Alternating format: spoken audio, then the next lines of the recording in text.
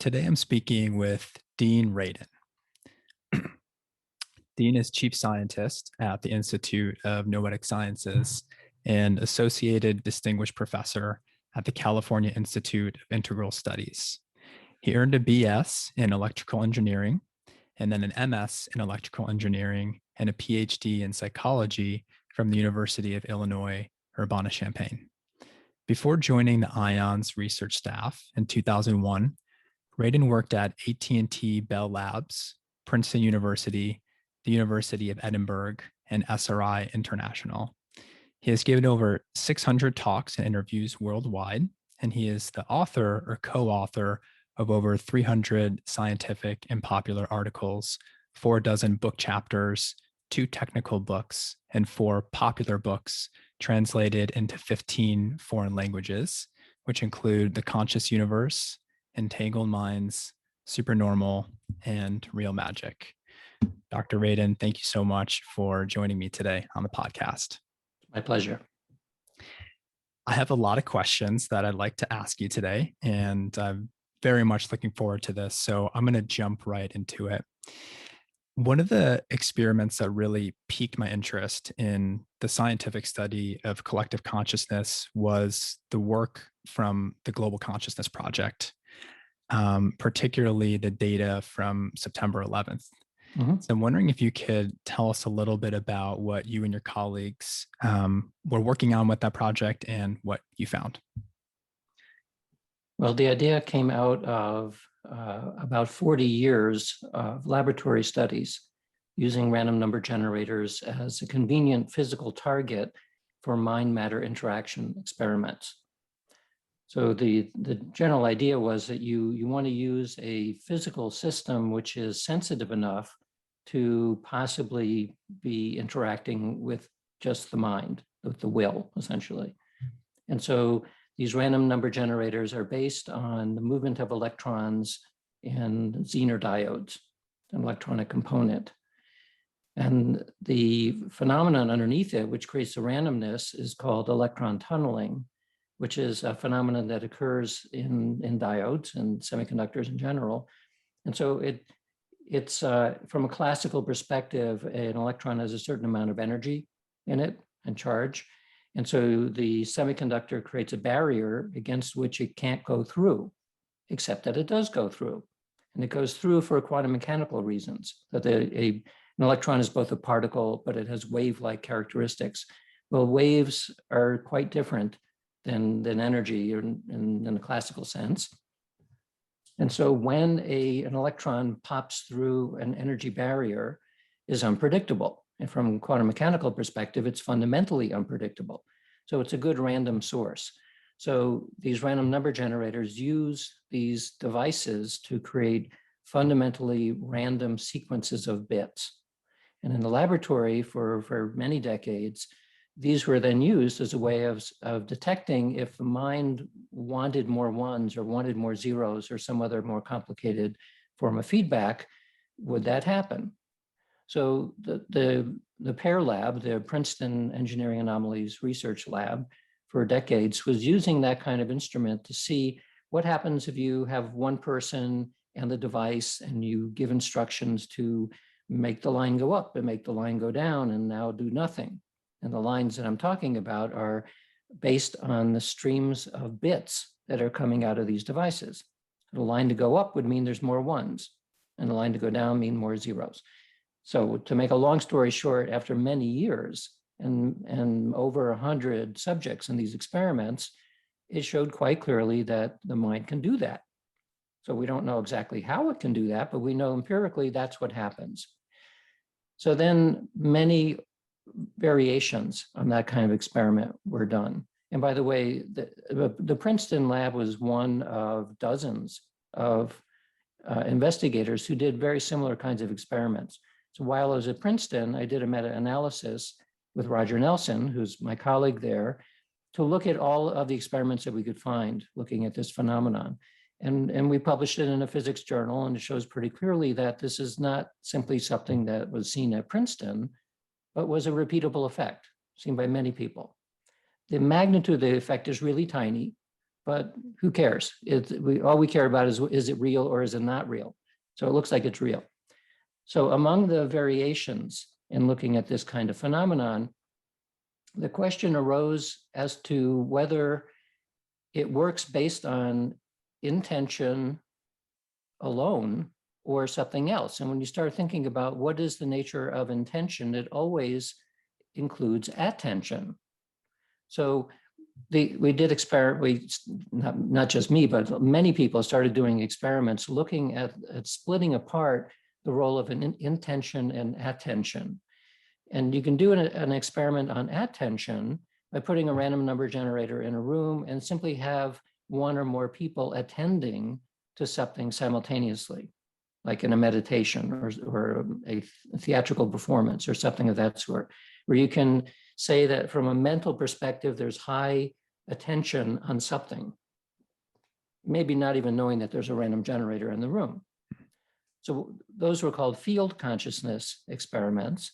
And what they showed was that during periods of coherent focused attention, that the generator also changed. So maybe intention was part of it, but it looked like attention was really the key. So after doing many of the field consciousness experiments, it was back in 1998, I think, that Roger and me and a few other people were talking about how interesting it would be to have a worldwide network that was running continually with lots of random generators all over the place, and then to correlate large-scale events in the world. 9/11 is one, but there are many others like that, and see if worldwide we see changes in randomness associated with changes in large-scale shifts of attention. So that was the origin of that project. And what did you guys find on 9/11 and other similar events as far as the data is concerned? Well, so we spent a lot more time looking at the data on 9/11. I should say that there's two ways of looking at data in this experiment. First of all, there's a formal hypothesis. So the formal hypothesis is that an event occurs or an event is planned, and you can do either one. But before you look at the data, you have to specify what portion of time are we going to look at. So for 9/11, I think at that point, we would generally look at about 1 or 2 hours before an event unfolded to some number of hours afterwards. So in that case, I don't remember exactly, but maybe 4 to 6 hours with the event sort of in the middle. And then other events might be shorter, might be longer, usually not more than a day. And once you've defined that, then you pull that data out and you do the same analysis. It's a cumulative deviation analysis from chance. So that's the formal hypothesis. So we did 500 events over the course of almost 20 years. But on 9/11, because of the shocking nature of that event, we also did a number of exploratory analyses. So these are all post hoc and exploratory, so they don't form part of the formal hypothesis test. But one of the things I did, for example, was that usually the way the formal hypothesis would go is we do a cumulative deviation over the period of time of interest.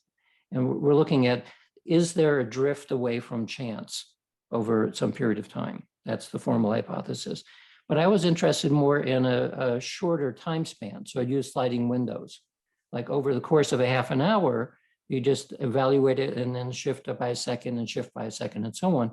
Well, what does that look like? And that's essentially a different filter that's applied to the data. And so a number of us published different studies looking at that day in some detail. And the formal hypothesis was also significant. Wasn't wildly significant, but nevertheless, it was beyond the 0.05 level, which is classically significant. And in some of the other events, we also, like Y2K, we looked at in some detail because we thought a lot of people would be paying attention and it would sort of go around the world. But again, the main hypothesis and the one that is quite different than what you sometimes hear from skeptics who assume that we look for a deviation and then try to shoehorn some kind of event to match it. Well, that's an illegitimate experiment and we didn't do that. So the real experiment, the one that is formally devised as a hypothesis test, after 500 events, you do the overall analysis, and it's a 7 sigma result. So 7 sigma, the odds against chance is 3 trillion to 1. So it leaves basically no chance that it is chance. It's far beyond chance. The next question that most people would have at that point is, well, how did that happen? What happened? And we don't know what happened, right? We don't have a theory at this point which is solid enough so that we can say, well, this is exactly why this occurred. We don't know yet. There are many competing ideas about what happened, but in terms of formal theory, we just don't know. We're still at the empirical stage. Yeah. So the cumulative data across all of those different events that you tested, you mentioned a 1 in 3 trillion chance that would be due to chance. That's Right. Pretty compelling data. And in your books and in your talks, you cite other data that's also pretty convincing, especially relative to other sort of accepted facts that we have from the scientific literature. Right. Yet evidence or even the scientific study of paranormal phenomenon can seem to be a fringe science, or it's still slow to be accepted in the general public. Why do you think that is? Why do you think it's still such a taboo to study this topic? Well, it's not taboo among the general public.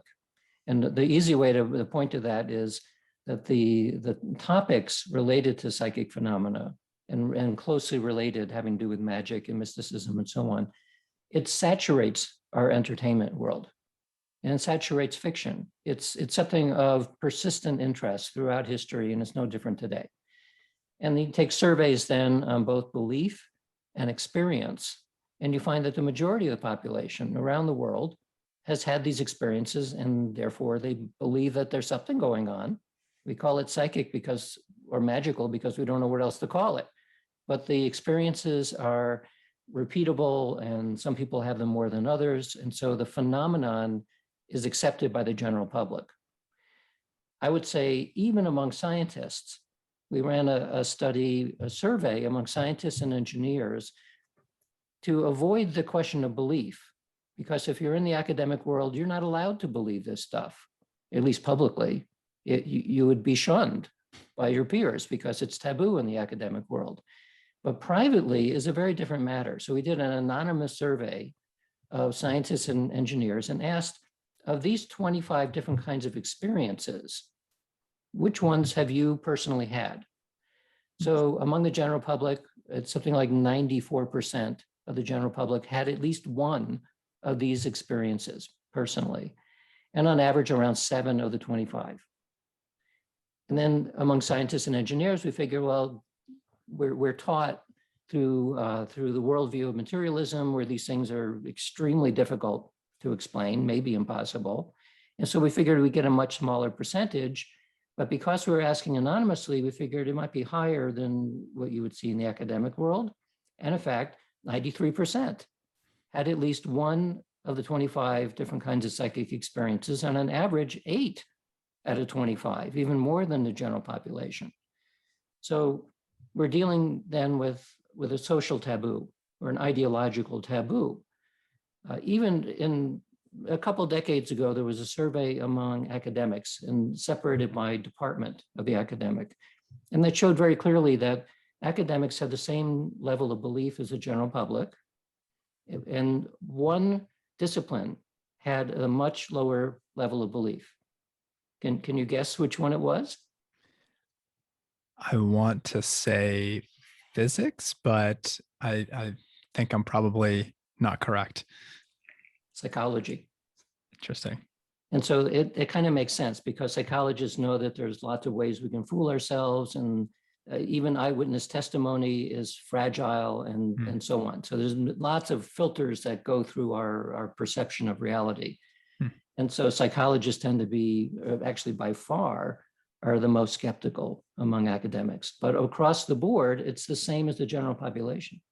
Very interesting. That's fascinating. It's fascinating that so many people, around 93% of people, are reporting having these experiences. And it does seem like it's almost like, because it's such a social taboo, these topics and the portrayal of them has to come out somehow in our culture. And as you said, it comes out through through movies and artwork and things like that.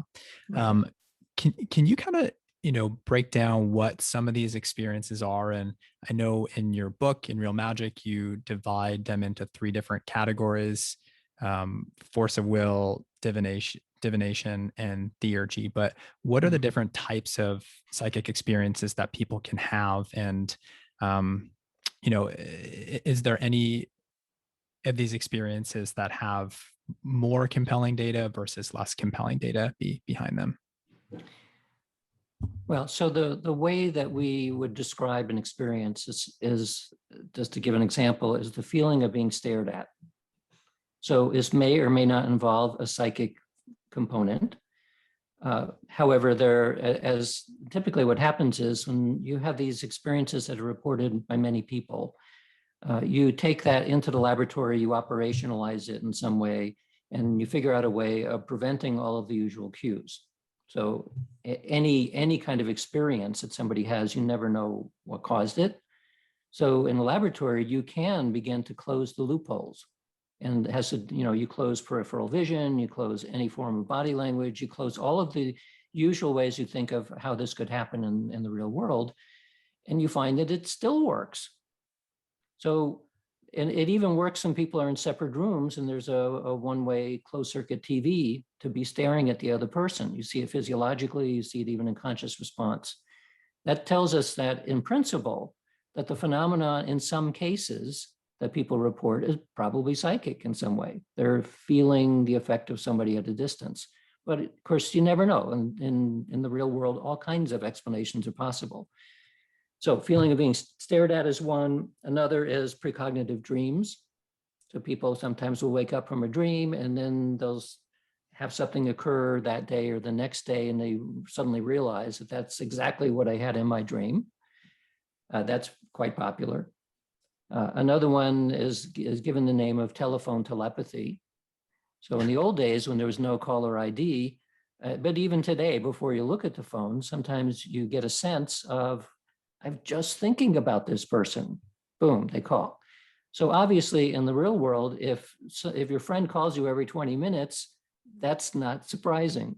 But if it's somebody you haven't heard from in 20 years, and you're thinking minutes beforehand, I wonder what's happening to so-and-so, and then they call you or send an email or do something to make a contact, well, that is perceived and maybe is not a coincidence.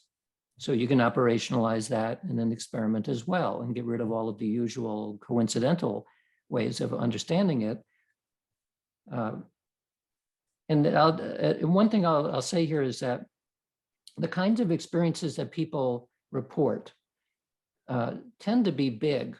They're reported because they're startling, they're unexpected, they seem wildly synchronous, like a synchronicity.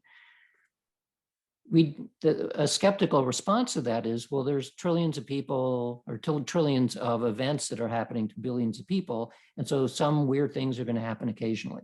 And all of that is true. Strange things will happen. Again, that's why we go into the lab and why we exclude all of the usual explanations. And we also devise ways of knowing what is chance. And so we can come up with a result and say, well, this was due to chance, or it wasn't due to chance. So the various experiments then are designed specifically to do that, to say, if somebody got a phone call and it was their friend and they didn't expect it, but they somehow knew it was going to happen, is that chance or not? Well, no, it's not chance. In principle, it's not chance. So one of the other common experiences is you're driving along the same route that you've driven 1,000 times before, and you come to a green light, and you should go through it, but something doesn't feel right about it. So you start slowing down. You get slower and slower, and the cars behind you are wondering what in the world is going on. And as you approach the intersection very slowly, somebody blasts through the red light on their side. And you realize that you had a premonition, not a cognition, but something like a feeling of there's something wrong, I don't know what it is. So I've had that experience. A lot of people I've spoken to have had similar experiences. So we, again, take it into the laboratory, don't put people in real danger, but create a design which simulates that kind of surprise and see, is there a physiological difference or not? And the answer is, yeah, there is. So again, in the real world, could be peripheral vision, could be hearing something. In the laboratory, we get rid of that. And that's how we know that it's a real phenomenon. Yeah. I've certainly had that experience myself of slowing down through a green light. I actually had that experience 2 days ago, and it happens quite frequently for me. Yeah. And the phenomenon of telephone telepathy is also something I'm very familiar with, as well as kind of this precognition around having dreams and then having certain things happen the next day. How do we explain these things? Do you have any theory of how this is actually working? How can I understand this?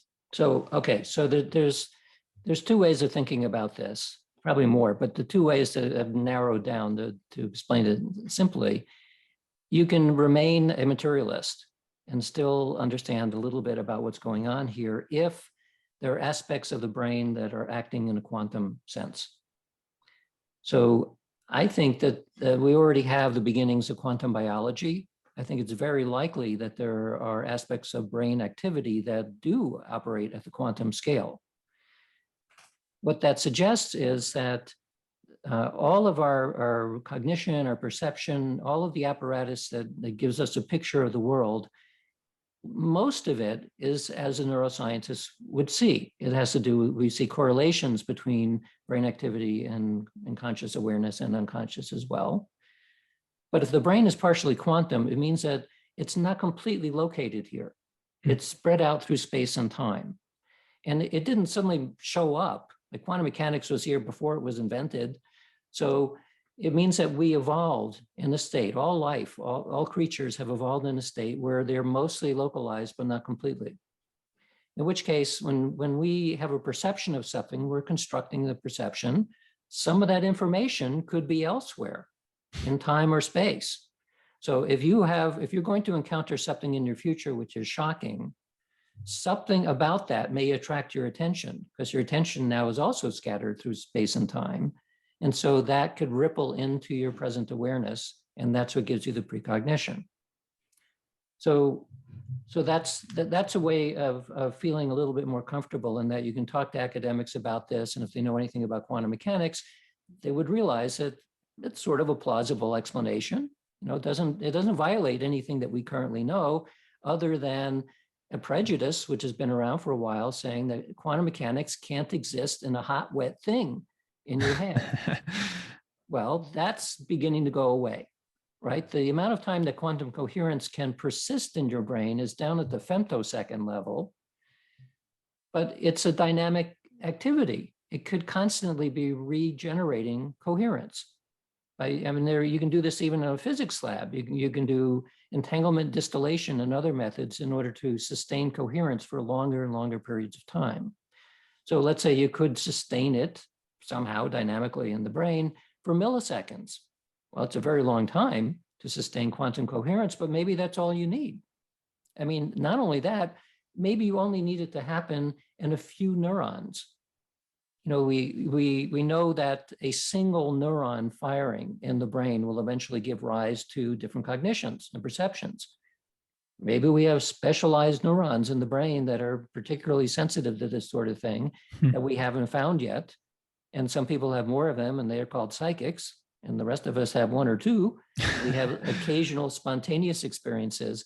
So anyway, what I'm talking about, maybe in 20 or 30 or 50 years, we will get to the point where we start creating a plausibility story where how we can get these kinds of impressions from a scientific perspective that doesn't cause violence to current science.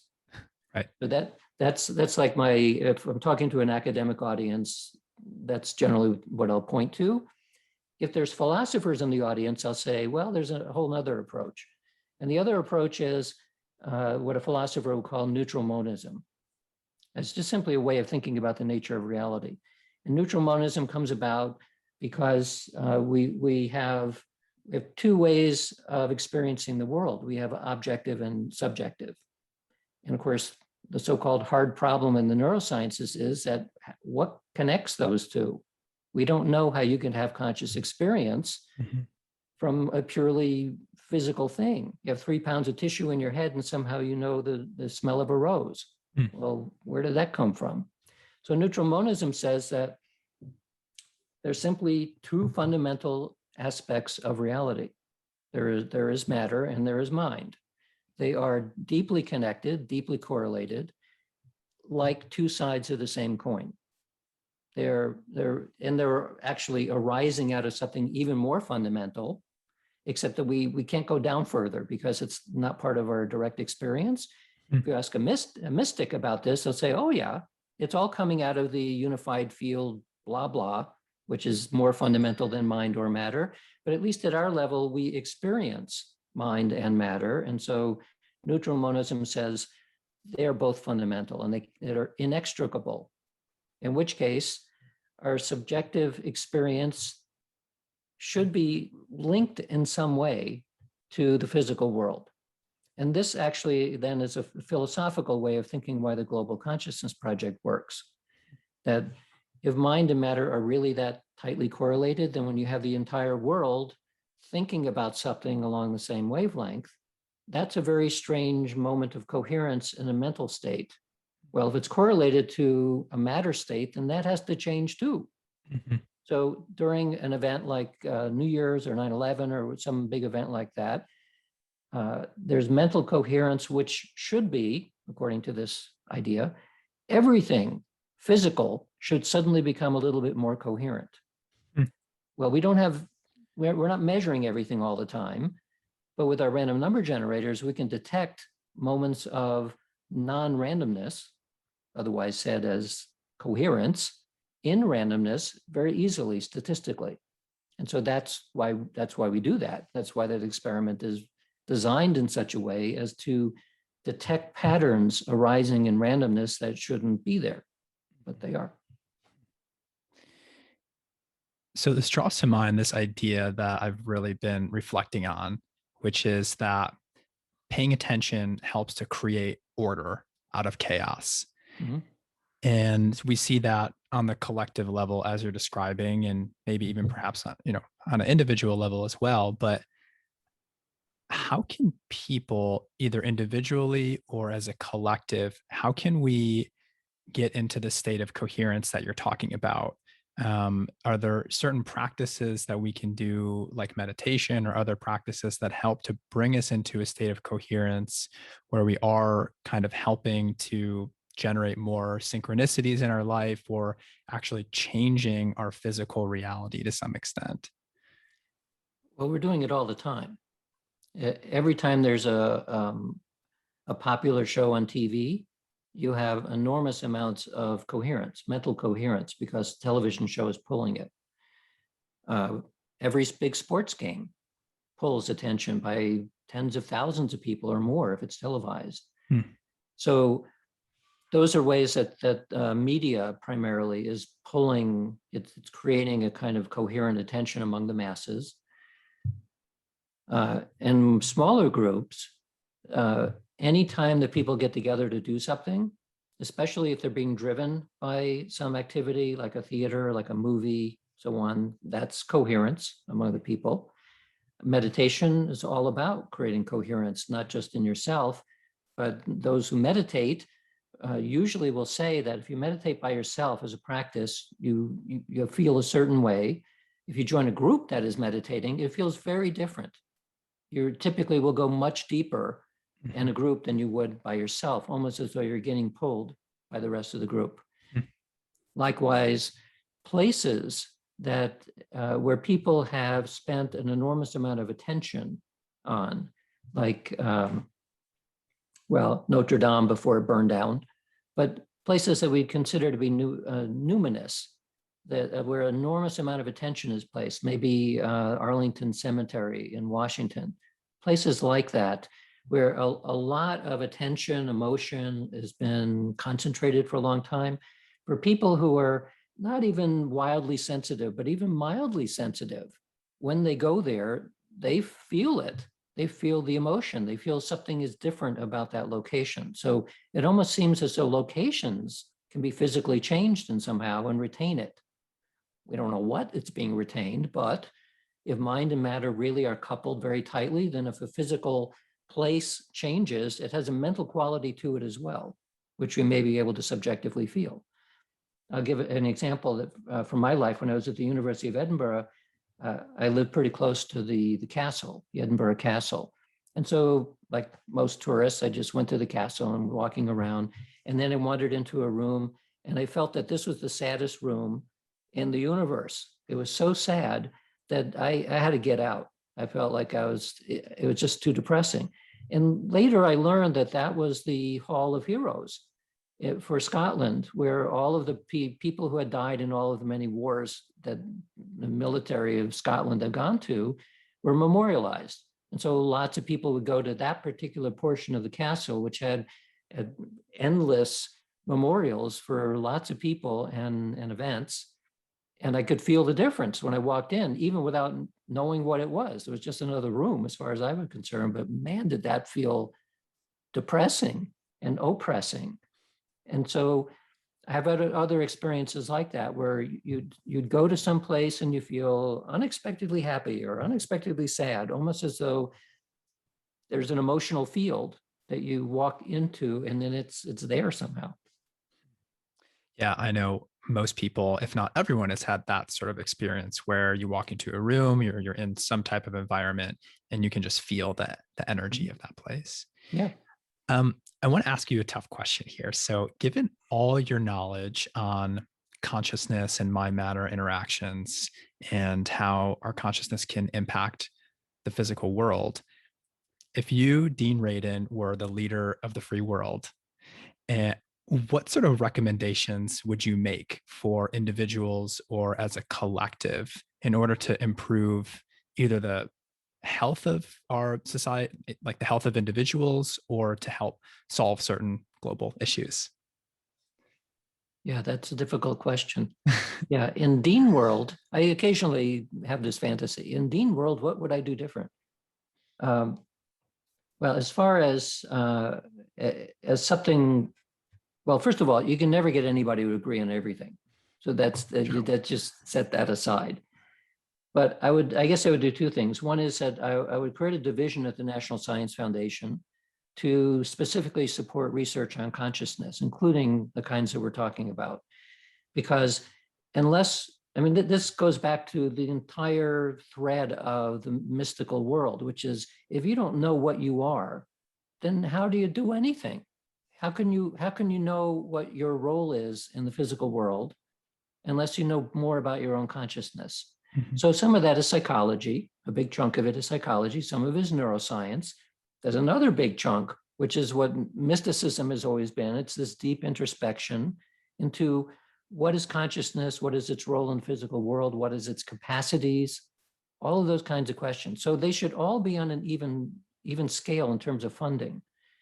An estimate was made once of the amount of funding for the kinds of research that we're talking about as compared to normal academic psychology.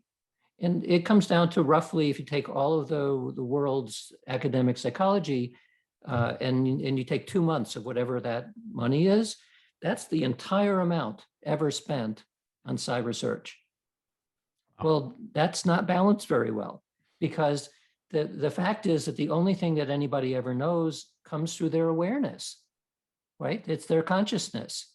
And so we're studying it from a materialistic perspective in the neurosciences, which is great. We know something about the neuroanatomy, we know a bunch about psychology, but that's not the end of the story. There's a lot more going on.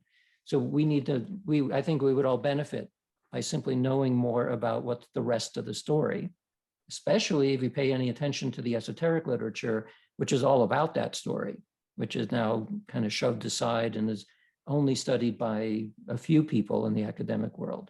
Mm-hmm. And actually also not allowed to say that what they're studying in the esoteric literature is real. It's historically interesting, but it's not real, right? Because none of that could be real. Well, it is real. So understanding more about it, I think, would benefit everyone. And then if there was we've had trouble with giving mandates for wearing a mask to help the social health. So you can imagine if we had a mandate where everybody had to learn how to do meditation, that would not go down very well, right? I mean, up until very recently in some parts of the United States, you couldn't even do yoga because it was considered demonic. So you're not going to change people's opinions about this stuff very quickly, but fortunately it is changing because of research showing that whatever you think about yoga and meditation, it has positive health benefits. Unfortunately, about 2 to 5% of the people will also be driven psychotic as a result of diving deeply inside. So we need a whole bunch more research to figure out, for this 80 to 90% of the population, this is the best thing you could possibly do. But for this small percentage, you don't want to do that. Do something else. So we need to figure out how to do that. But imagine now that 70% of the population has a regular meditation practice. That would also go a very long way to reducing a lot of things like poor impulse control. And it's going to be somewhat different in children or anyone below the age of around 20, because they're still developing. But at least among adults, you hope that you would see better impulse control, a lot less anger, a lot less of the kinds of things that tend to turn quickly into the equivalent of road rage on a global scale. And then, of course, one would hope that because every country has a military industrial complex, and there's so many people who rely on that for their daily life, for their business, for their income, what do you do with all that? It's such a huge proportion of the way that the world works today that you'd need to figure out some kind of a path to allow it to persist in some form, but to draw it down, and draw it down a lot without putting a whole bunch of people out of work. I don't know how to do that. So in Dean World, the way to get things done, to find the best people out there who do have good opinions about things, and hire them to do it.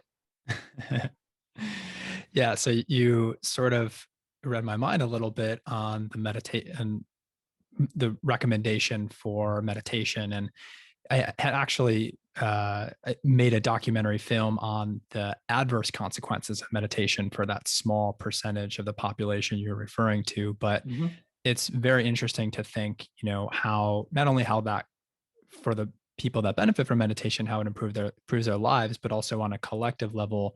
I know there's also some research out there showing that these collective mass meditations where attention is synchronized at the same time have actually been shown to have an effect on certain metrics, like the level of crime and violence in a city, for example, which is very interesting to think about. Yeah. You worked on a project with SRI International that was a US government project on remote viewing. And I think some of this information and data is public now, but I'm wondering if you could tell us a little bit about that project and what remote viewing is and what you and your colleagues found. Remote viewing is a euphemism for clairvoyance. And it's all about perceiving through space and time. And so the euphemism was created because there's a conventional realm of remote sensing, which is things like satellites that are able to sense things going on, not only just looking at it, but other aspects of the world. And so being taken place in a scientific contract lab, it was easier to talk about something that sounded like remote sensing, even though it wasn't. Remote viewing, but basically clairvoyance. And clairvoyance as applied to espionage, to intelligence gathering. Because if clairvoyance is real and you can perceive anything in space and time, that would be quite useful for all kinds of intelligence purposes. So the project started in 1972 with a small grant to a physicist, Hal Puthoff, and his partner, also a physicist, Russell Targ. And they started doing a very small projects and started working with people who were talented. And we're able to demonstrate to the government clients that there's something real going on. There's something here which might be useful. So for the next 20 years, at roughly $1 million a year from a whole bunch of different agencies, they were tasked with doing research on assessing not only does this exist, but how do we select people who are good at it? How do we test it? How do we improve it? All of those kinds of questions. And then starting in the mid 1980s, there was an Army program that it wasn't exactly spun out, it was more like in parallel to actually use remote viewing for operational missions. So both teams knew about each other, but there wasn't that much overlap in it other than through Ingo Swann, who was the psychic who came up with a way of training people how to be better at doing remote viewing. So I was on the research side. I knew about the existence of the other folks, but very rarely had any interaction with them. Yeah. As far as you know, is this something that is still being used within intelligence? All I can say is I hope so. So I'm not in that domain anymore. And when I was in it, I had to get a top secret clearance. So it not only top secret, but a top secret carve out program, which means that you have a book and you have to sign that book, and only people who have signed the book actually even know the existence of the program and the code word. So today we know the code word Stargate. There are lots of other code words that were involved in it, some of which the code words were classified. You couldn't even know what it was or what it meant. So there were very high levels of classification, most of which I think were for the protection of the individuals involved. Because if you were known to be somebody who had been extremely good at remote viewing espionage, your life would be put at danger. Just like any agent out there who's doing some kind of spying, they can't be known. Mm-hmm. So part of it was that, part of it was also the nature of the operations. So now, because it's declassified, you can see that a lot of the operations had to do with drug interdiction. So there are joint task forces in the military services whose job is to, they hear a rumor or get some kind of a hint that there's 40 tons of cocaine coming in from somewhere on a boat, but they don't know where. In fact, nobody knows where yet, because they could decide, the people on the boat can decide at the last minute to go here or there. So it's a very difficult problem in how you do the interdiction. Those turned out to be lots of the operational missions. Where should we put our people in order to find this boat coming in to prevent them from bringing drugs in? And the people involved in doing those tasks came back again and again for intelligence from the remote viewing team. So they must have been doing something right. In most cases, we never got feedback as to was this helpful? Did this do anything? Well, if they keep coming back, it must be doing something. So only in a limited number of cases did we get feedback that the remote viewers actually nailed it and gave valuable information, which was useful in the mission. But in many cases, we never knew. Wow. So I wanted to ask you, you had written about in one of your books, when you were a kid, I think around 4 years old, you had some intuitions or childhood dream of being jet propelled, as you describe it. And you later described this as maybe an intuition about your career that you're pursuing now, as far as kind of exploring consciousness and the limits of consciousness. Is there a way as children that we might know what our destiny might be? You're mentioning being able to sort of see into the future. Do you think we have some intuition about what our destiny or calling is in life? Well, some children, maybe not ages 3 and 4, but maybe by 6, 10, start to get a pretty strong sense of what it is they want to do. And usually it's because they've been inspired by something that they've seen or somebody that they met that they just think is the best thing ever. Oftentimes could be sparked by a teacher who imparts the enthusiasm for the topic to the child and it just resonates in some way. And sure enough, they then pursue that if they're lucky enough to be able to pursue that area. So is it more than that? Is it kind of a destiny? It might be in some cases.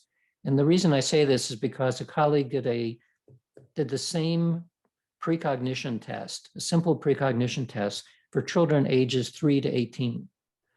And he found, as we kind of expect, that the peak accuracy is around between 3 and 4, because they're not completely socialized into not admitting what their internal experience is.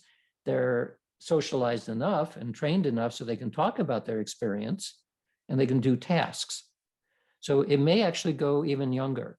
It may go much younger, like even an infant may have a sense, but they're not able to articulate it or tell anybody else what it is about their impressions of things which are yet to unfold. It's possible, but we don't know. So I think a lot of the intuition that children have, and I have one experience I can mention, which is, and it's very difficult to know when you have a memory that's less than about 2 years old, because, is it confabulation? What is it? Nevertheless, I have a very strong internal sense around 9 months old. I don't know why I know it's 9 months, but I know it. Where at the time we were living in New York City, and we were within hearing distance of the Bronx Zoo. We were in the Bronx. And I remember hearing the lions roar. I mean, I have this strange experience as an infant of hearing lions roar and elephants trumpeting and things like that, and figuring, but weren't we living in New York City? Yeah. Well, where did this come from? Well, we could hear them. We're actually close enough to hear them. So there was some confirmation that those memories that they had, because we left New York when I was like 10 months or 11 months old. So I remember something about that. So the impression I had, though, I remember very strongly an impression that I'm able to feel the emotions of everyone. And it is incredibly painful. So I'm shutting it down. Almost like an internal sense that I can make this decision. I can do something to block the pain that I feel from other people. Most of it was coming from my father, who was in World War II, and all of the what we now would call post-traumatic stress. He had it.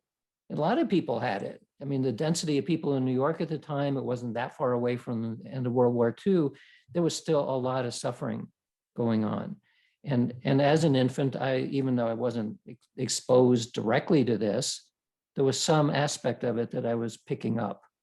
And so that's why I have this feeling that there's like a curtain that a very young infant can close for protection, that I don't, all of that stuff is coming at me. I don't want that. So close it.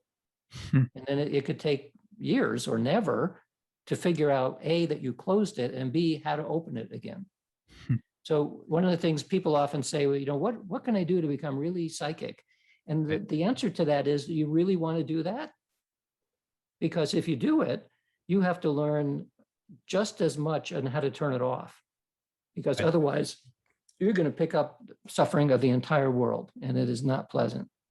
So any training program which is designed to make people more sensitive has to have a component which says, okay, now you've done that. You need now to know how to turn this off.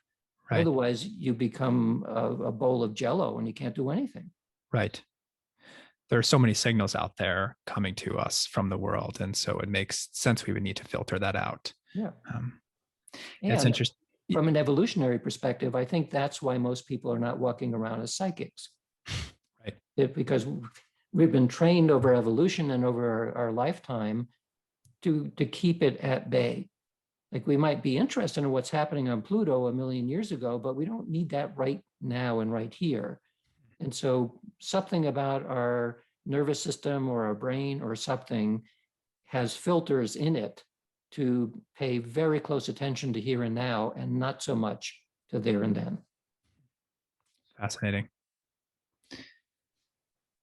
Well, Dean, this is fantastic information here. I really appreciate you sharing your knowledge. Where can people find your work and follow what you're up to? Well, deanradin.com is my personal website. I work at the Institute of Noetic Sciences, so noetic.org has me and the other scientists in our team and says what we're up to. It usually lags because what we're really up to, like right now, it doesn't make it onto the website for a while. But it's full of things that we have done and are doing. So that's part of it. Can you tell us quickly what sort of projects you guys are up to right now? Well, so we're just about to submit a paper where we did an experiment. We've done lots of experiments looking at mind-matter interaction. The mental part is always non-local in the physics sense, in that the target's somewhere over there and we're not pounding on it, we're mentally doing something. So that part is non-local. But all previous experiments have used matter which is local. It's basically classical matter, even a random number generator. It's about movement of electrons. It has a quantum component to it, but the output of it is essentially a classical device. So we decided to do an experiment to see whether or not the weirdness of psychic phenomena actually is similar to the weirdness of quantum mechanics. And the only way they can do that directly is to work with a form of matter which is non-local. So we did a non-local mind versus non-local matter experiment where the non-local matter was entangled photons. And the task was to modulate the strength of entanglement among the photons. And for those who are not deeply into this, we think of entangled photons as a yes or no thing. It's either entangled or not, but that's not the case. There's a spectrum in which you think like two photons can behave in a classical way, but then they go into the quantum domain and there are degrees to which they can be behaving in an entangled fashion. So that's talking about the strength of the entanglement. And there's an upper bound. It can't go beyond a certain bound of strength according to orthodox quantum mechanics. So original motivation on this was, first of all, is the mind able to modulate entanglement at all? And can you push it beyond this boundary, which would say that there's something that going on here which is not accounted for by quantum mechanics? That would be quite important to know. So we did 4 experiments in a laboratory, and then we did an online experiment. And the short story is the mind can modulate entangled photon strength, which has very important consequences for things like, for technologies like quantum computing and quantum teleportation and quantum encryption and all of that, because the difficulty in those technologies is maintaining the entanglement because it's pretty fragile. But if the mind could actually increase the fidelity of entanglement, you can imagine some future scenario where you have a quantum computer. In order to make it most efficient, it needs to be surrounded by a group of meditators who know what they're doing. They can sustain entanglement beyond what it would just do by itself. That's one of the consequences. So that's where we're pursuing that. So that's one project. We'll probably continue doing that. And the only reason we'll be able to do this in the first place is because to measure entanglement is not particularly difficult, but the apparatus is expensive. But it finally came down to a point where we could actually buy an apparatus that produces about 1,000 entangled photons per second, and pretty high quality too. So, I mean, high quality in the sense that the entanglement strength is many, many orders of magnitude higher than the classical. I mean, in terms of sigma, between 6 and 12 sigma above classical behavior of particles. So absolutely, these are entangled. So we use that kind of an instrument to do this experiment. The other thing which is quite interesting is a paper we published recently, which is looking at the genetics of people who are talented psychics versus have no talent at all. And our idea was that there's folklore everywhere in the world that some people come from families that are more psychic than others. Seems to run in families. That suggests that it's something that can be inherited, and that suggests in turn that it's a genetic basis. So we did a very small scale study, and we nevertheless found an intron sequence. So not part of the exome, not part of the protein coding, but non-coding part of the DNA that was different in the talented psychics that we vetted versus matched controls. So age, gender, and race matched controls who never reported anything psychic. Those were the controls. The other ones, we spent a lot of time vetting that they actually had some talent. And so we found a genetic difference. So we're now, we hope, going to get enough money to significantly increase the size of our samples, people, to replicate it, because I have a strong suspicion that there are many biomarkers. And we did DNA first because I think there's probably a lot there that we can learn. But there are other biomarkers, things having to do with the way the nervous system works, the morphology of the brain, the neuroanatomy of the brain, lots of things like that. I'm curious if you guys have considered whether it's not these genetic and other biomarkers are not simply like a predisposition, but is it possible that there's an epigenetic phenomenon happening where as people are developing psychic abilities in their lifetime, it's having an epigenetic effect on their genes and other biomarkers? Well, I think it does. And the evidence for that is that the difference that we found in the DNA is in the intron sequence. That's an epigenetic switch. I mean, in the old days, we'd call it junk DNA because we didn't know what it would do. But now it's looking as though these intron sequences, which are between the coding genes, they actually are switches. They're influenceable and influence genes nearby. So it's conceivable then that there's a whole bunch of intron sequences, and we just got lucky and found one, that effectively are something like switches. So in the right context, in the right family, having that particular sequence, if it gets turned on in the right way, you're going to start having a lot more psychic experiences. So because there's a correlation between meditation experience and spontaneous psychic experiences, one population to look at then are advanced meditators, do their whole DNA setup, and then earlier meditators.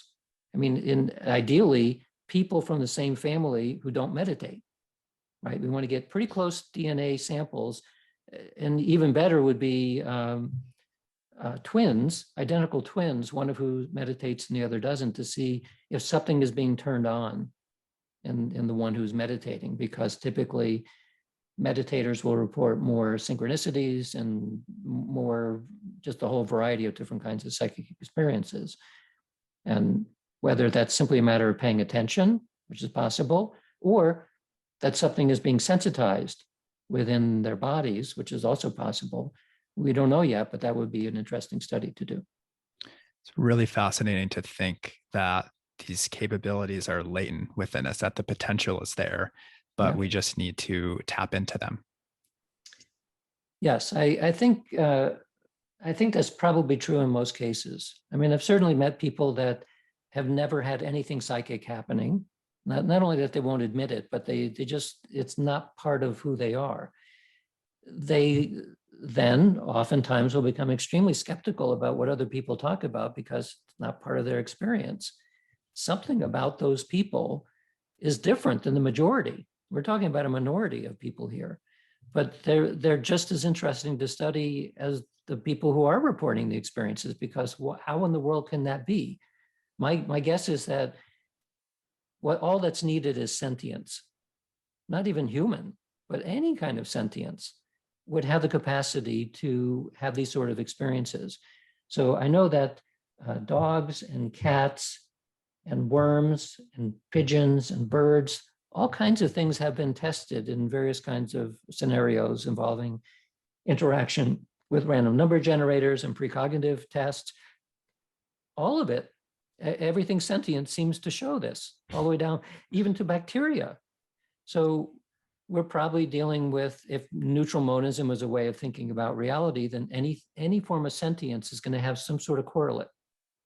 You know, we have it at the human scale. We have more mental things that we can apply, and maybe we can therefore interact with more of the physical world, but so would a tiny little bug. It's really fascinating. And it really just underscores the notion that all of us, all sentient beings, are interconnected with each other and the world that we live in. Yeah, and deeply. Yes, which is really one of the foundations of this podcast and what we're exploring here. So Oh, I really appreciate all the wisdom and knowledge and data that you've shared with us today. This has been really, really awesome. And I'm so happy that we were able to do this. So thank you so much again for joining me today. Really appreciate it. my pleasure.